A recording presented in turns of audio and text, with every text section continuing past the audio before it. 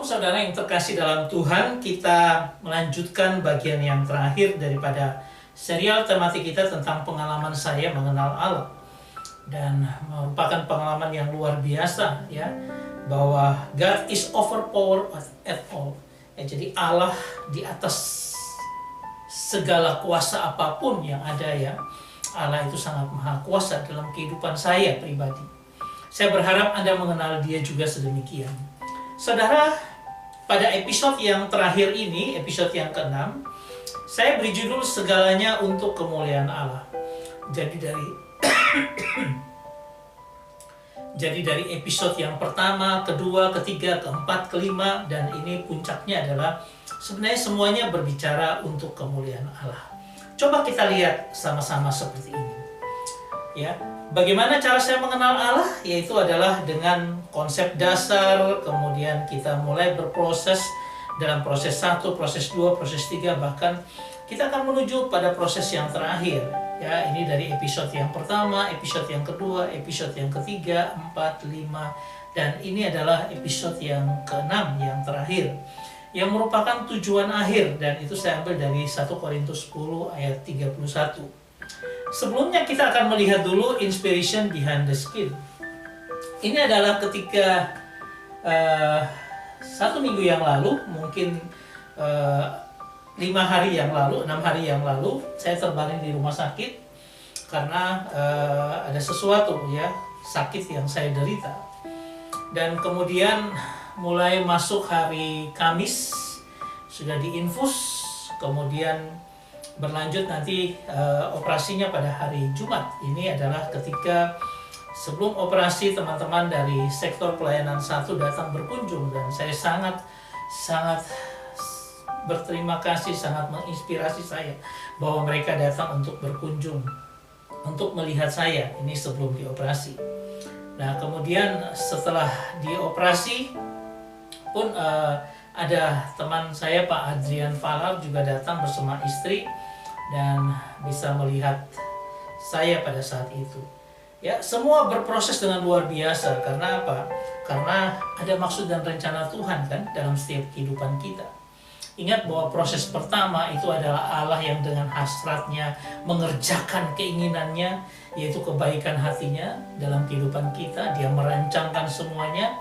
Kemudian proses yang kedua juga demikian, dia menguatkan kita, membangun kita terus. Bahkan yang terakhir, dia sinergikan segala sesuatu. Untuk apa? Untuk sesuai dengan rencananya bagi kita. Nah, kemudian setelah itu saya dioperasi, dan ini adalah tumor yang ada dalam kandung kemih ya. Dan ini penampakannya dari internet saya ambil, bukan dari saya, karena itu tetap disimpan oleh dokter. Tapi saya boleh melihat sesuatu yang luar biasa yang menjadi bagian dalam pengenalan saya akan Tuhan dan dalam kondisi yang saya hadapi seperti pada saat ini. Ini terjadi, operasi terjadi 5 hari yang lalu pada hari Jumat minggu lalu. Ya, dan apa yang saya kenal Tuhan dari pengalaman ini saya sampaikan sedemikian, bahwa ketika saya menghadapi semuanya ini, saya sudah punya penyerahan hati yang sepenuhnya kepada Tuhan. Saya orang yang tidak pernah dioperasi seumur hidup ya. Pernah sekali masuk rumah sakit karena ada gejala stroke ringan 2022, tetapi semua lancar-lancar saja ya. Tapi ketika saya menghadapi hal yang seperti ini, saya sudah berpikir tentang Filipi 1 ayat 21. Hidup bagiku adalah Kristus, tapi mati adalah keuntungan. Saya sudah siap-siap. Karena apa? Karena kalau kita lihat dari belajar kita dari proses pertama, Allah yang mengerjakan karena hasratnya. Dia punya hasrat bagi kita masing-masing orangnya. Ya, sesuai dengan kemauan, kerelaan, menurut kemauannya, menurut kerelaan hatinya. Dia ingin mengerjakan semuanya dalam hidup kita. Ya, bahkan proses yang kedua kita belajar tentang bagaimana Allah itu di setiap detik hidup kita itu dia menguatkan, terus dia menguatkan. Kata iscuo artinya apa? Dia kuatkan terus. Supaya apa? Kita mencapai apa yang dia inginkan dalam kehidupan kita. Bahkan dalam proses yang ketiga, ini kita belajar dari 4 5 episode yang lalu, bahwa Allah yang bekerja mensinergikan, ya, membuat semuanya itu bekerja bersama dengan indahnya hanya untuk kebaikan kita, orang yang mengasihi Dia dan terpanggil dalam rencananya. Ini semua masuk dalam hati saya, dan akhirnya saya katakan, ya sudah Tuhan, apapun yang Engkau ingin aku alami, lakukan itu. Bahkan sampai kalau Tuhan saya harus langsung dipanggil Tuhan, ya itu adalah merupakan bagian yang terindah, anugerah yang terindah dalam kehidupan saya. Saya sudah sampai berpikir seperti sedemikian, sehingga waktu itu saya berusaha sekuat saya untuk bisa menyelesaikan episode ini. Siapa tahu saya tidak bisa menyelesaikan episode yang ke-6 ini. Tapi Tuhan itu luar biasa. Dalam bagian yang kedua ini, sebenarnya Ia mau menyelesaikan episode yang ke-6, tapi belum pada waktu minggu kemarin. Karena apa? Saya dengan episode yang ke-6 ada hal-hal yang saya tidak mengerti. Saya harus bicara apa tentang episode yang ke-6 itu? Saya belum membuat bahan secara lengkap. Dan ini memang maksud Tuhan, bahwa apa? Kamu tidak bisa membuatnya. Walaupun kamu sudah menyerahkan hidupmu seperti itu, belum. Proses saya dengan engkau belum selesai. Karena apa? Saya mau dengan video yang ke-6 itu kamu buat berdasarkan apa yang kamu alami dalam hidupmu. Ya, bagaimana kalau kita lihat tumor ini dimasukkan semacam dikatakan sebagai sistoskopi, dimasukkan lalu melihat kondisi seperti ini, lalu dihancurkan, tumor-tumornya itu dihancurkan, kemudian dikeluarkan semuanya dan dibersihkan seluruh dinding daripada kandung kemih itu. Dan itu proses yang luar biasa, dan engkau harus mengalami ini, ya. Sehingga saya bilang bahwa ini maksud Tuhan, saya harus mengalami dulu sebelum saya buat episode yang ke-6 ini. Dan bagian ketiga adalah prosesnya, melalui operasi, melalui sendiri, melalui pemahaman baru yang Tuhan bawa ketika saya diopname di Rumah Sakit Ubaya itu. Tuhan mau mengajarkan banyak sekali hal, ya. Bicara tentang apa artinya memuliakan Allah. Tapi dari hal yang paling sederhana, yaitu apa makan. Ya, selama ini makan saya tidak terlalu terkontrol, padahal saya ada juga sakit diabetesnya. Tetapi kadang makan tidak terkontrol, kemudian minum kopi, minum gula, dan sebagainya. Nah, itu yang membuat akhirnya terjadi mungkin penumpukan hal-hal yang tidak benar di kandung kemih, dan melalui proses metabolisme dan sebagainya akhirnya menumbuhkan akan sel-sel ini. Sehingga saya belajar bahwa saya merenung kembali. Banyak sekali hal-hal yang saya lakukan tidak memuliakan Tuhan karena dari hal satu ini aja, yaitu dari hal makan dan minum. Ya, sehingga saya mulai merefleksikan itu dalam hidup saya. Berarti makan dan minum itu juga jadi sesuatu yang penting yang kita harus ingat. Dan sebenarnya pelajaran utama adalah sebenarnya bicara tentang kontrol self kedagingan. Karena apa? Rasa pengen makan yang enak, misalnya makan bubur kacang merah, brennibon dan sebagainya, makan yang sangat-sangat enak itu bisa membuat kita menjadi sakit, dan itu tidak memuliakan Tuhan. Yang penting sebenarnya kontrol self kita. Kita harus tahu menghargai diri kita sendiri dengan cara apa? Saya kontrol. Kedagingan ini tidak boleh menguasai saya. Tetapi bagaimana saya harus menguasai akan tubuh saya supaya apa yang masuk terkontrol dengan baik. Nah, saya belajar dari hal seperti itu. Dan Tuhan benar-benar menunjukkan hal-hal yang luar biasa untuk memberikan saya pemahaman. Jadi makan bukan sekedar karena keinginan, tetapi makan bicara tentang kontrol self kedagingan kita. Mungkin kita bisa melakukan banyak sekali hal-hal yang luar biasa lainnya. Tapi kalau dari hal yang paling kecil kita tidak bisa kontrol self kita, repot. Ya, itu bukan merupakan suatu kemuliaan Tuhan. Contoh, misalnya kita merokok. Ya, orang merokok bagi mereka merokok biasa, tetapi kalau itu merusak dirinya sendiri, merusak Tuhan dan tidak menjadi saksi bagi orang lain. Ada orang yang ngerasani, kok pendeta itu merokok, ya.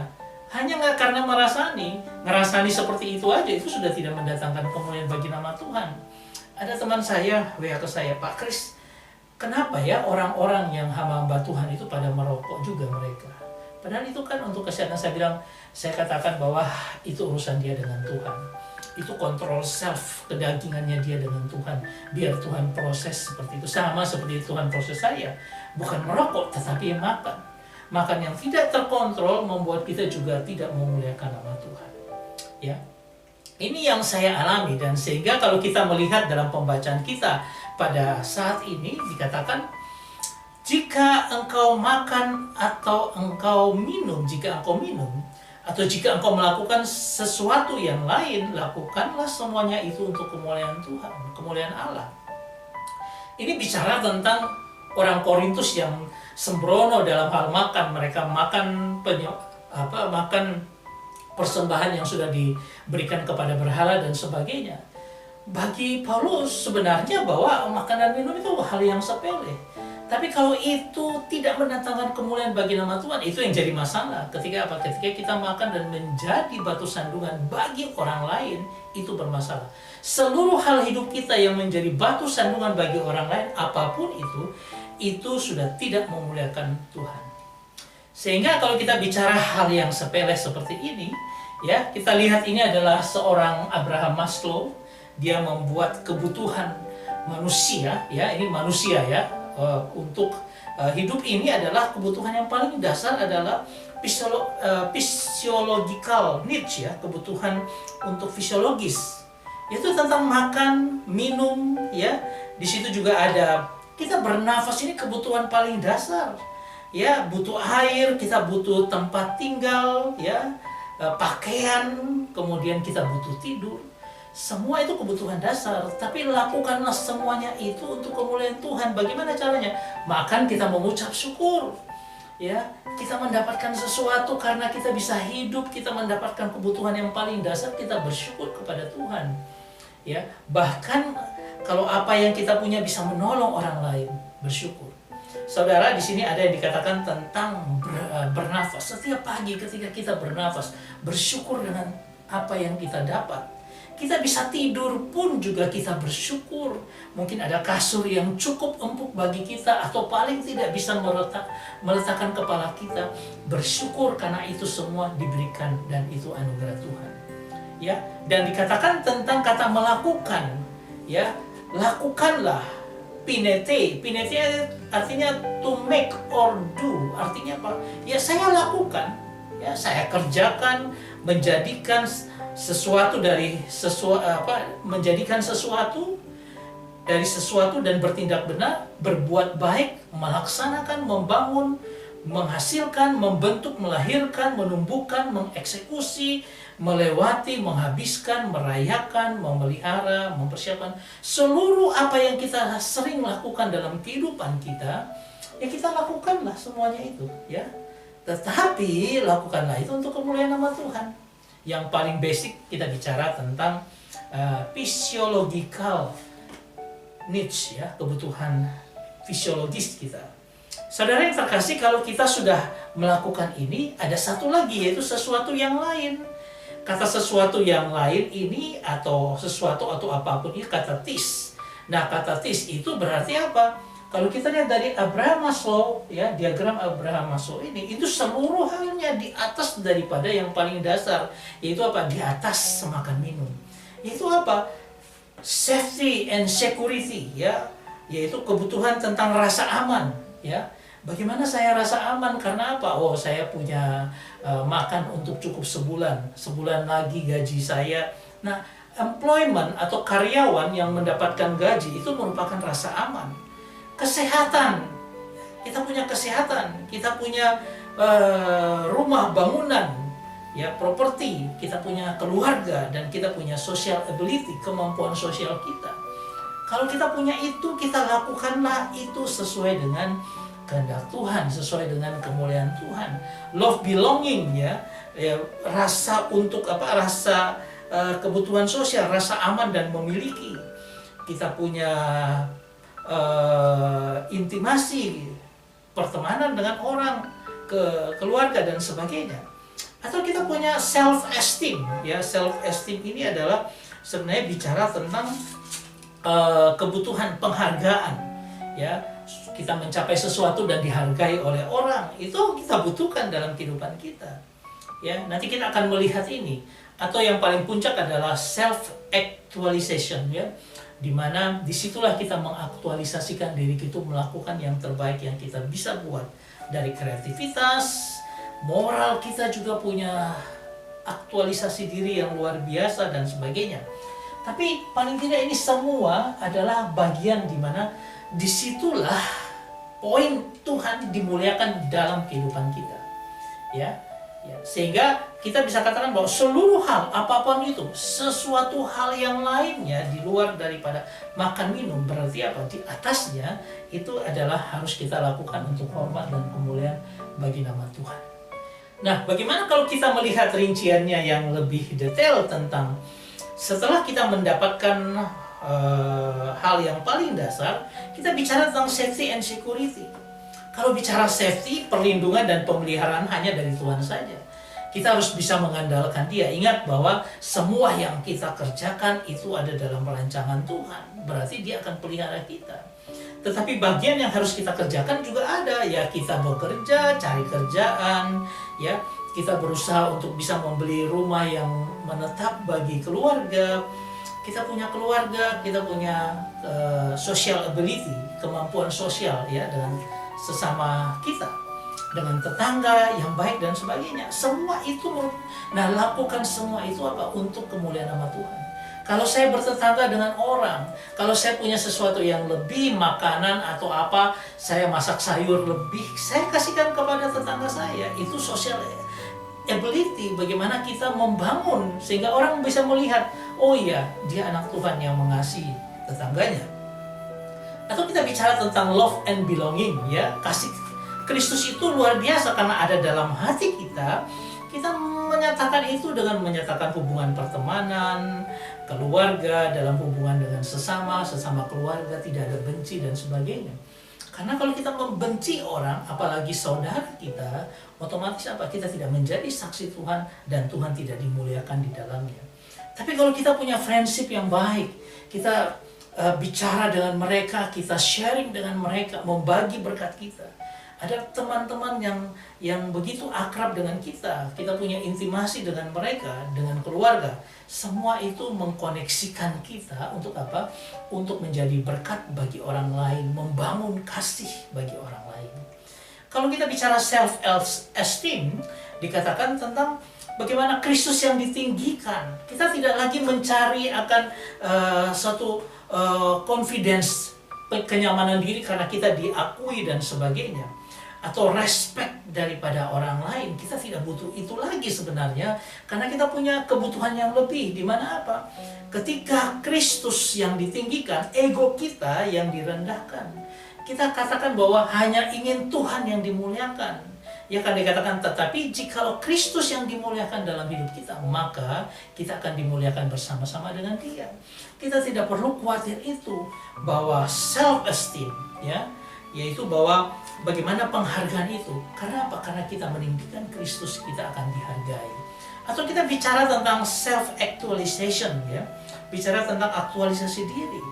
Kita dapat mengaktualisasikan diri kita, melakukan yang terbaik, yaitu apa? Melayani Tuhan.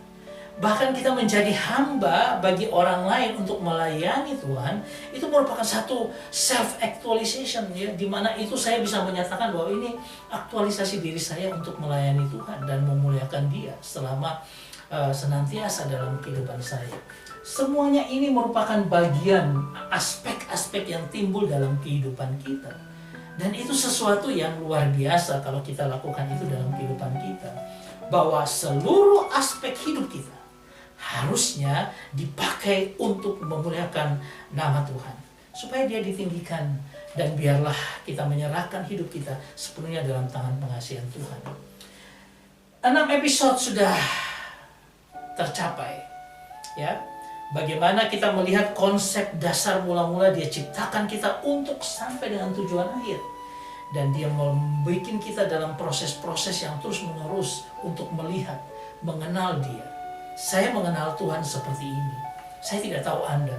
Tapi saya sarankan Anda belajar dari episode yang pertama, kedua, renungkan itu, refleksikan itu dalam kehidupan.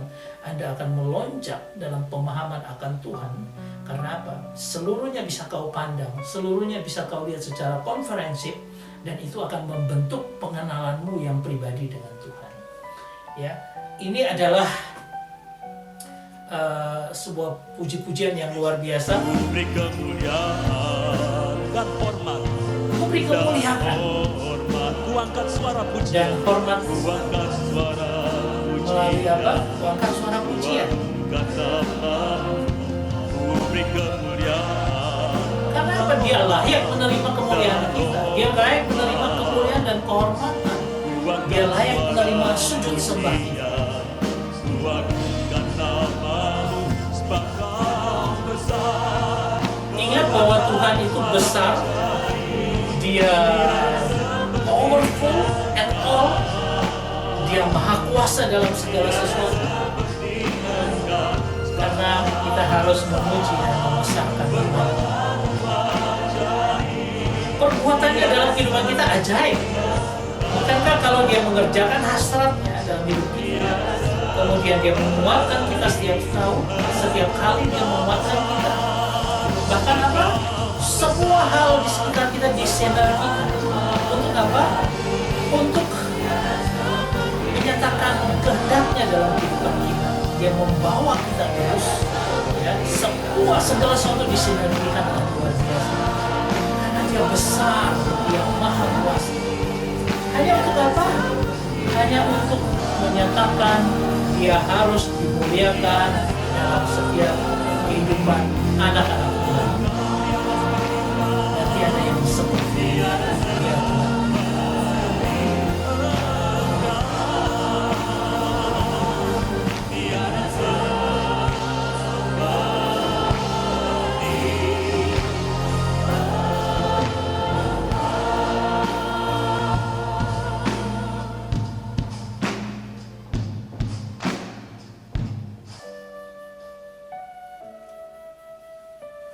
Apa yang kita bisa lakukan dalam hidup kita? Bernyanyi, memuliakan Tuhan. Punya suara bagus, muliakan Tuhan. Apa yang kita bisa lakukan? Bersaksi dan memberitakan Injil bagi orang lain. Pakai seluruh aspek hidup kita untuk apa? Bersaksi, memberitakan Injil, menceritakan bagaimana luar biasanya dia dalam hidupku. Bagaimana engkau mengenal dia kepada orang lain. Ya, apa yang bisa kita lakukan? Berbagi kasih. Kalau kita sudah punya banyak sekali ya berkat anugerah Tuhan, bagi mereka yang sakit, miskin, menderita, ada yang membutuhkan pertolongan, bagi untuk mereka. Apa yang kita harus lakukan? Sikap hidup dan teladan kita. Saya harus menjaga sikap saya untuk tidak menjadi batu sandungan bagi orang lain. Itu sikap hidup dan teladan. Kebaikan hati kita juga bisa dilihat oleh orang dan mereka memuliakan nama Tuhan. Dan yang terakhir adalah kasih persekutuan, saling menopang dan melayani bersama. Ketika kita mendorong orang lain untuk semakin hari semakin dekat kepada Tuhan. Ketika kita membagi kasih kita dan mereka melihat cahaya kemuliaan Kristus dalam hidup kita. Engkau sudah memuliakan Tuhan. Dan itu yang Tuhan kehendaki dalam kehidupannya. Tuhan dimuliakan dengan luar biasa. Saya tidak tahu menggambarkannya. Tetapi paling tidak kita melihat kemuliaan Tuhan nyata dalam seluruh hidup kita. Saya berharap ini menjadi berkat dalam kehidupan kita, menuntun kita untuk semakin mengenal Tuhan. Tuhan Yesus memberkati kita semua. Amin.